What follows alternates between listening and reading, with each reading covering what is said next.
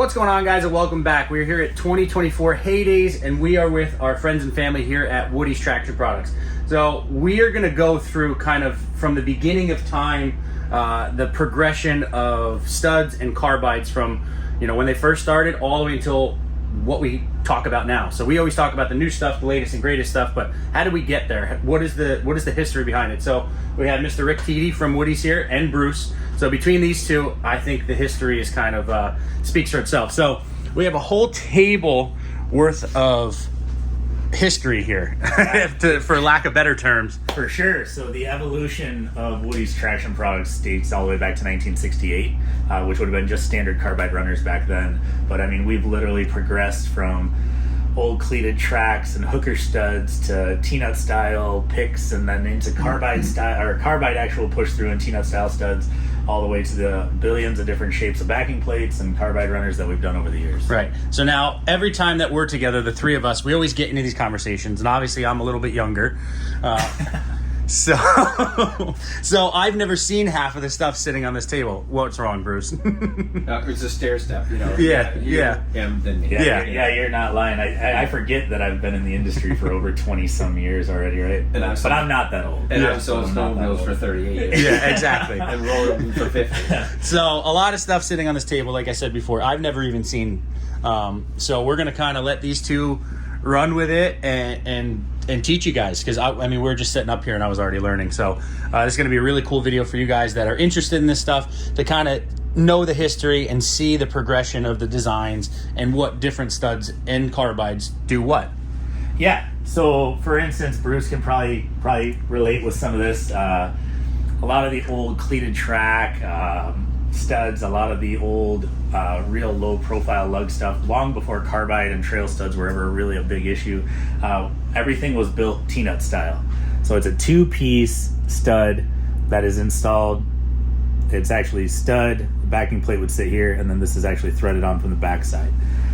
We used to build them in bigger wide widths, and then we narrowed it up to get faster for racing, and the history just it goes back 1970s, early stuff. Because the early cleat stuff, you had to knock a rivet out of the cleat, and then you had the hole to put that in through, and then hold that T-nut in as hard as you could with your finger, with your thumb, to catch it, and then start pulling it in. And obviously, you didn't need a backer plate on a cleat because the cleat was the backer. And then, yes, when we went to rubber, it was either claws or a T-nutted style stud. Absolutely. So Woody's very first stud they ever sold, what he just hit on, was actually a Kalamazoo claw. Mm-hmm. We purchased them. They're another Michigan-made company. We purchased them from them, and when we were making all the wear bars, which is what Woody's started with, then we moved into the Kalamazoo claw. We started distributing it for them, and after that, then from there, it just kind of snowballed into T-nut style studs, all the race product, and then eventually into the actual push-through style stud that everybody uses nowadays. Right, which is what we're used to seeing on this channel. So,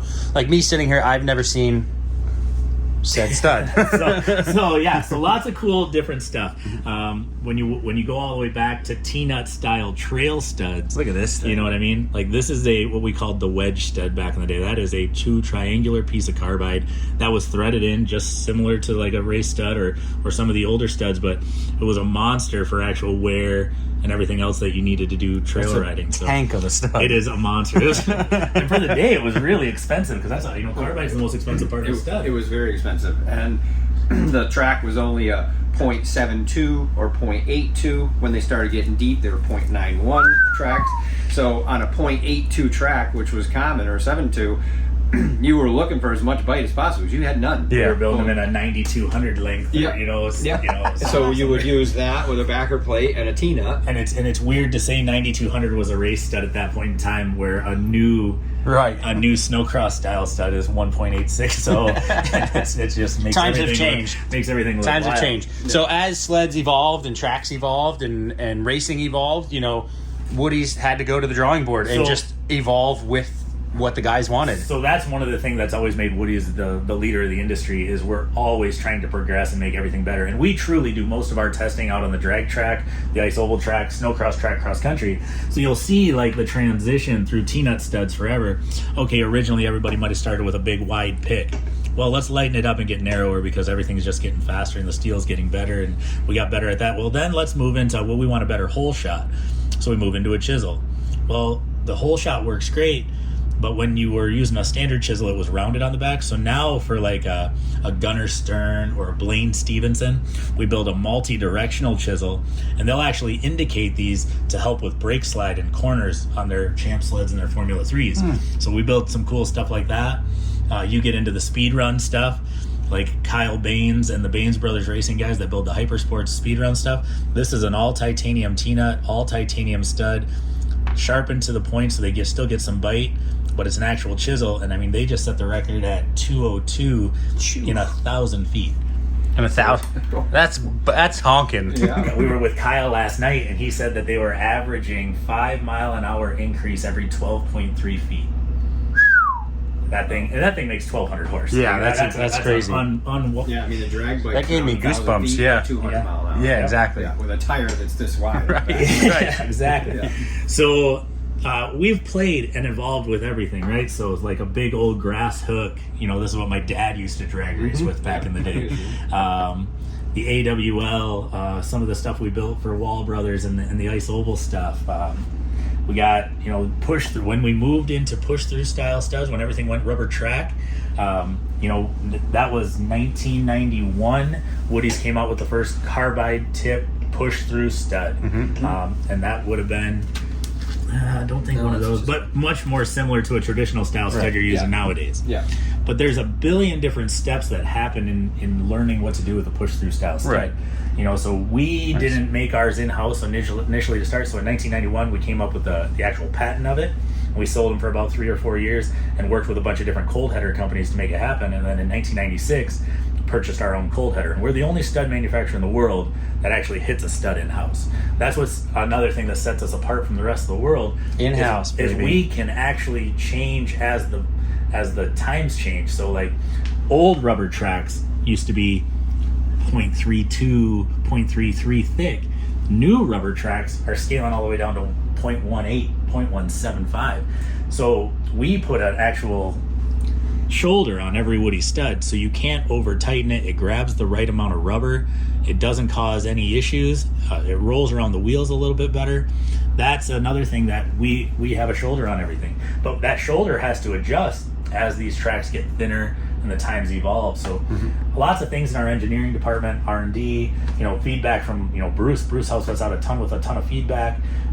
These are all things that literally just takes progression and time, and it's a big learning curve, but that's why we've been doing it for like I said, 55 years. We're sitting, this table of all the different things, and this is like 55 years of like Oh yeah.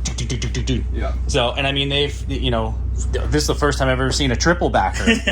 He pulled this out, and I'm like, what is that thing? Yeah, so triple backers at one point in time during snowcross era, Blair Morgan, Carl Kuster, when Bruce was racing out east, Polaris came out with a track, Skidoo came out with a track that was a little harder to stud. So Larry and Steve and some guys at Woody's, they said, well, we're going to only be able to put 3 studs in a lug. Let's just do it all together. Yep. And it was a monster, and it moved a ton of snow, and it was a whole shot beast. But the rules get changed because Woody's comes out with something new, and they go, well, backing plates can only be this wide. Right. So that got thrown out maybe 6 months again. after it came Evolution out. again. Yeah, and we try everything. We've played with aluminum, we've played with steel, we've played with composites and carbon fiber, we've played with plastic. But I know I was just holding the plastic one. And we played with plastic, and we've tested it, and we've run it, and we've put tons of miles on them, and we froze them, and we've done everything we can to make sure the durability matches what Woody's aluminum backers do now, and we just haven't found one that quite compares. Yeah. And the weight savings and color combos just isn't weighing the safety feature, and obviously Woody's is a safety company first and a performance company second. So, and we do talk about that all the time. Studding, yes, it is for performance. We do it for performance, but your average trail rider, it's a safety thing. It's braking, it's getting up a hill, it's slowing down on an icy corner. There's a lot of safety factors to it that we do talk about. We do talk about performance most, but it is a huge safety factor as well. Yeah, definitely.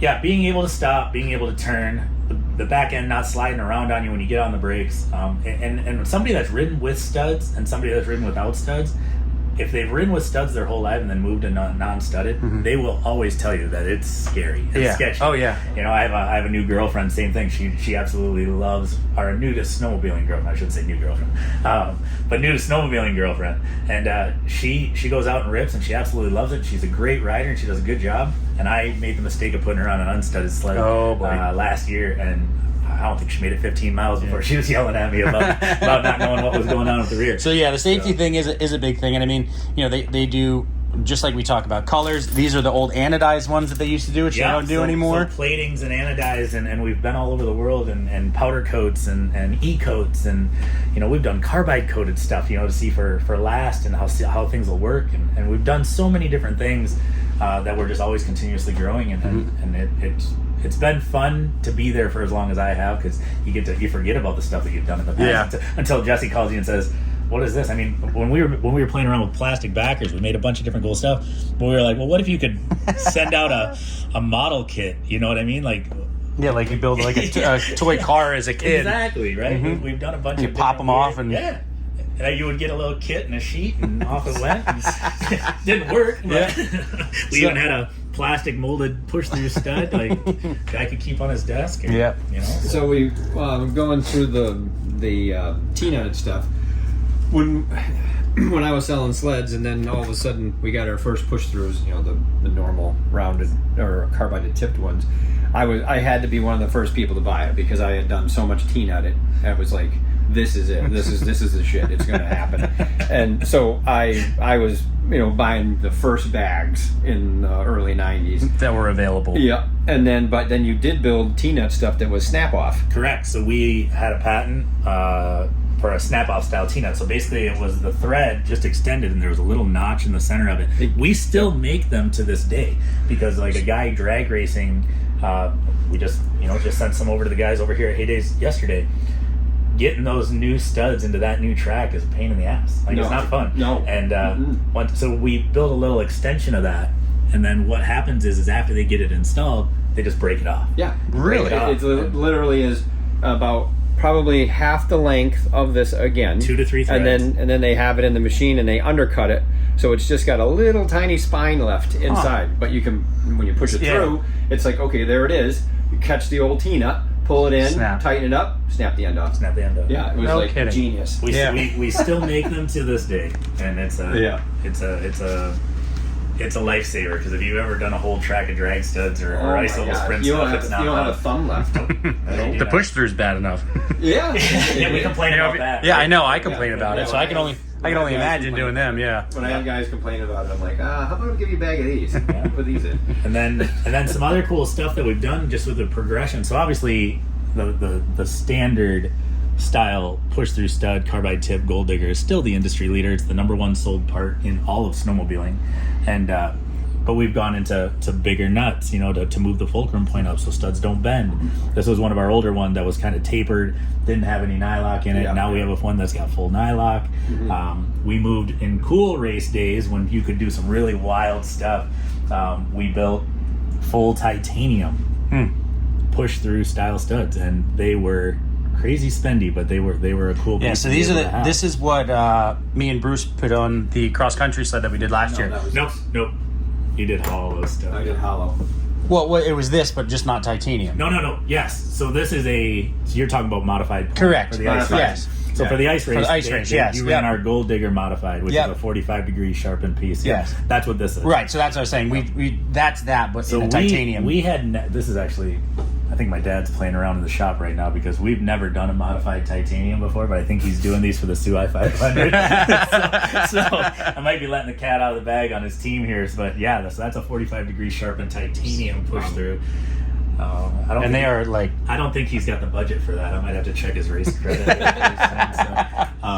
But even into the old snowcross stuff, like 1.5 inch height snowcross stuff, like I'll say 0203. Right. We did a full titanium piece for Blair and DJ Ekstrom, and you know, all the guys racing the old Pro X chassis. Yeah, all the rotating ass. Get rid of it. Try to get rid of it, right? Yeah. Well, the old Pro X trailing arm stuff, you had to do something with, because that front end was so heavy you couldn't do anything else. Yeah, because that was 1.25 inch that year. Track limit was 1.25 inch, and now we're all the way up to 1.75 inch. Yep. So that's the style stuff we use now. But yes, last year we we started using some of these. Some of the pro guys are using these. These are a little lighter than these. They're a 2-piece. It looks like a push through, which it works like a push through, but it actually is 2 pieces put together. So when they banned titanium, because they just said we were increasing the cost of racing too much at that point in time, everything went to solid steel. But us being the innovators innovators are just trying to find any gray area we possibly can. We decided to build an actual hollow stud. So this is a carbide tipped full race stud for snowcross that's actually hollow. So we get all the way back close to titanium weight, but it's still a steel piece, so it's not illegal. So, right. Yeah. So between evolution, pushing the boundaries of rules, we have everything from beginning to end here on the stud side of things. Correct. And this is mostly performance and prototype and weird stuff that Jesse asked me to kind of pull out of the woodwork, room. yeah. And it doesn't really reflect the actual trail studs that we do. Our Megabyte, our Gold Diggers, our SSPs. Those are the true staples. Our Grandmaster for single ply stuff. That's all been the day-to-day evolution. The bigger head for single ply. That's the stuff that's pretty. Oh yeah, I mean the stuff that keeps the world absolutely going. Yeah. This is the specialty stuff. Yeah, how weird can we get? And the cool, the weird, the racer that calls us and goes, "I got an idea," and we go, oh, "We've already done that. Here, let me show you." Mm-hmm. The consumer stuff that we buy every day and put on new snowmobiles is built for performance, safety, and durability, holding up for miles and miles and miles. Mm-hmm. Whereas some of this stuff that's just steel and it doesn't have any carbide, it's there for penetration on ice. That is it. Because if you use it for anything else, performance, it's it's just gonna. Yeah. So our steel chisel, we have another one that's like a little bit more tapered, right? So it actually runs a taper. But when we got into real soft conditions for drag racing, we decided to build a wider one, help move like a little bit more dirt. Yep. So you got a ton of guys over there right now. And then we're like, oh shit, we gotta get the weight back out of it. Mm-hmm. So, let's just take a 3/8 ball endo and take some weight out of the rear, and all those guys love that kind of stuff that we do, and that's what truly about being part of the Woody's race program is. You get all the stuff that we're working on and trying to be out front and build cool parts, and we love hole shots. Hole shots are our thing. Hole shots right? are So doesn't matter what kind of racing you're in. Hole shots is easier huge. to win when you start out. Yeah, exactly. 100%. 100%. And then our bread and butter, our everyday, our wear items that every snowmobile in the entire world uses is our wear bars. Right. Which is a whole nother conversation that we're going to get into here. Yeah. So everything's evolved so much. I mean, the initial start of Woody's traction products was a wear bar. A carbide or a file that Jim Musselman machined out as a machinist and just put carbide inserts in and said, "Hey, I think this is gonna work," and that's where it started. Yeah. And now we have here, which is everything from race stuff to dualies to stuff that didn't work to to Ace bar, which is a great bar, to the Maverick bar, which is what we talk about a lot now. Yep. And that's just a hard wheel bar there. Yep, that's our new mountain piece. Yep. So, and then you got a full-blown ice race bar. Yeah, I mean, this is a true comp bar that is still used today. Yeah, which is what we ran on the ice last year. Yeah. Same one. Yeah. Did you get DQ'd? Yeah. There's that gray area again. Now, you sent us that round bar with the sharp carbide in it. And I was surprised how good it steered. Because I was like, well, why aren't we using this? Yeah. This is going to go better. But you said you don't need that. It was probably a little much for you guys out there. But yeah, so the evolution. Runners been a little different. So it really initially started with full-blown comp bars. Right. Guys were just running as sharp as you can get, trying to make them turn. So that was what most people just originally started out with. Yep. Then we went into the true round bar, and then after that, it's just what kind of shapes will work, what won't work. Right. How tall can we be? And then most of our trail stuff actually confides in all the race rules. We don't want to build a race bar too big, because we have limitations, but it doesn't do us any good to build a trail bar super huge either. So you still got to be able to drive for 300 miles on a weekend. This Maverick bar it holds up so long. I mean, you can just. I mean, you hear it hitting the ground. Yeah, and this is what's protecting everything. Since that bar's come out, we've had subpar at best conditions. Yeah. We really have. And I call Rick all the time, and I'm like, check this thing. That's 200 miles of scraping stone and driving on bare roads. And we know we're a wear part. Like, we get it. And, you know, we can't make a bar last through everything. No. But we do take the steps to try to make everything last as long as possible, right? So hard weld. We are, you know, there aren't a lot of companies in the world that do hard weld. Hard weld is tough because it manipulates the steel so much that once you get done hard welding the bar, you probably got to re-straighten it again. You know, so our bars actually get touched 7 times before they go back out to packaging.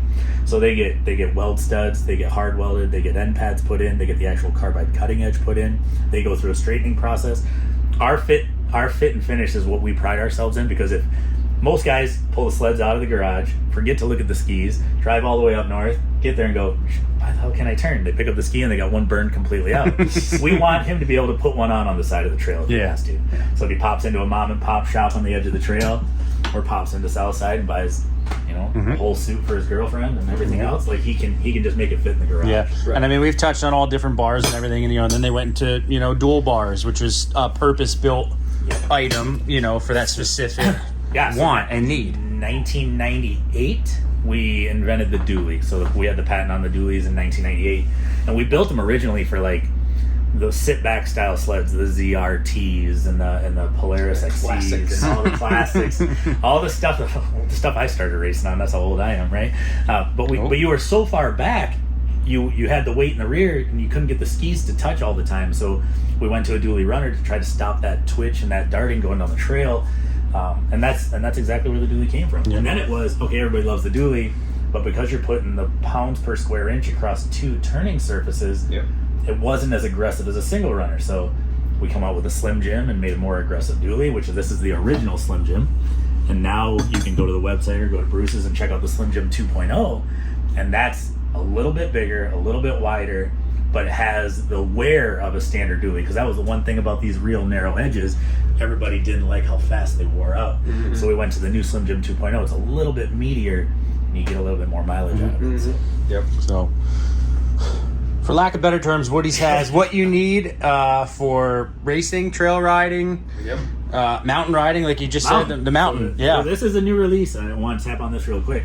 This is the new release for here at Heydays.